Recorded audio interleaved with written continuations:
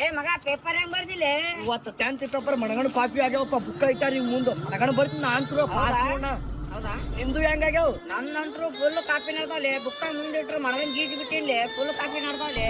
ಲೇ ಅವ ಗಿಡ್ಡ ಇಲ್ಲ ಗಿಡ್ಡ ಅವ್ನ ಪೇಪರ್ ಹೆಂಗಾನೋ ಕೇಳುಂಬ ನಡಿ ಓ ಗಿಡ ನಿನ್ನ ಪೇಪರ್ ಹೆಂಗಾಗ್ಯಾವ ಗಿಡ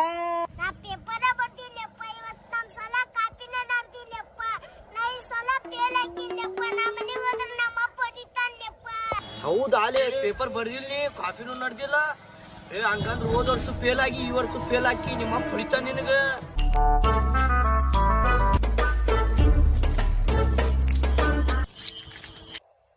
ಏನಪ್ಪ ಎಕ್ಸಾಮ್ ಬರ್ದ್ ಬಂದ್ಯಾ ಈ ಸಲ ಪಾಸ್ ಹಾಕಿಲ್ಲಪ್ಪ